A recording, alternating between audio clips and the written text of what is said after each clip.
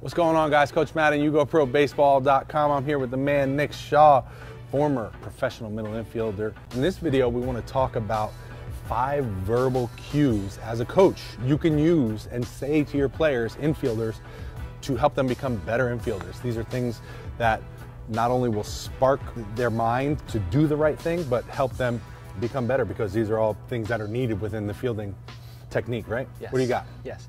Now, these are 5 things that will promote a physical response. And what I hate hearing is stop making errors or catch the ball.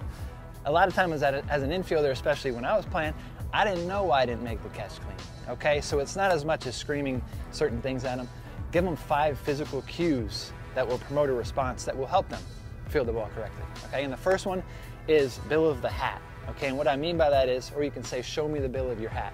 When they receive the ball, the coach should see, or whoever's hitting the ball should see the bill of their hat as they're receiving the ball.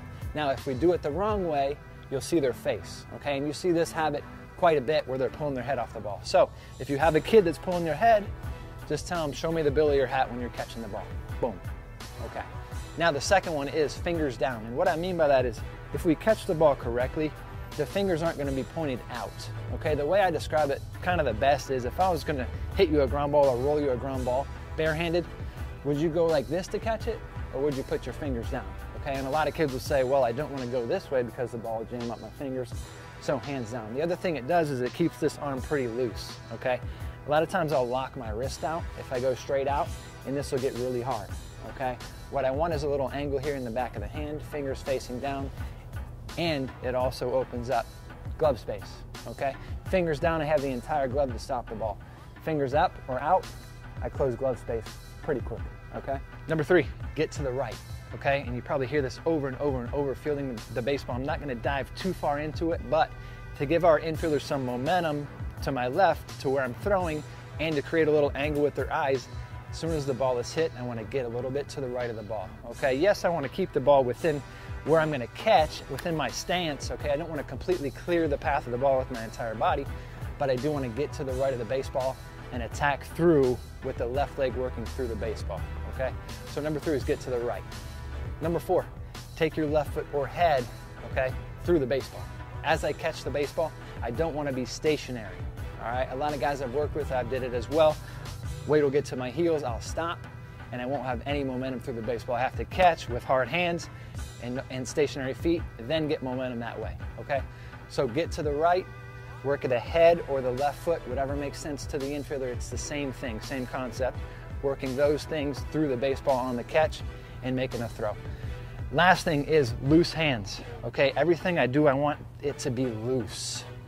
A lot of kids will get really tight, especially if they've made a mistake in the near past. They'll get really tight when they're fielding the next baseball, or really tight when they're making the throw. Stay loose. Everything I do in this infield is pretty loose, okay? If I'm attacking the baseball with one hand, yes, I want to be a little firm, but for the most part, everything here is pretty loose. No matter what I'm doing here, these need to stay loose and promote soft hands. That's really great information. I love that. I'm a huge fan of verbal cues. I think one of the most important things when it comes to verbal cues is, first, let the player know what you mean by those verbal cues, right? Nick just did a great job explaining those, but the player has to know that. Like, for example, in hitting, I hear all the time, stay inside the ball. What the heck does that mean if it's never been explained, right? Yeah, absolutely. What do you mean by stay inside the ball, right? So verbal cues can be very beneficial. The other thing is to repeat them all the time so that the player knows and he starts developing that pattern. And when that happens, that's when you see a lot of the success. So really great stuff. I appreciate that. Guys, if you like that, go ahead and give it a thumbs up. Drop down in the comment section below if you got any questions for us. If we have an answer them there. Subscribe to YouGoPro Baseball. Don't forget to check out thebaseballbox.com. I'll leave a link down in the description. Thanks so much, guys. We'll see you in the next video.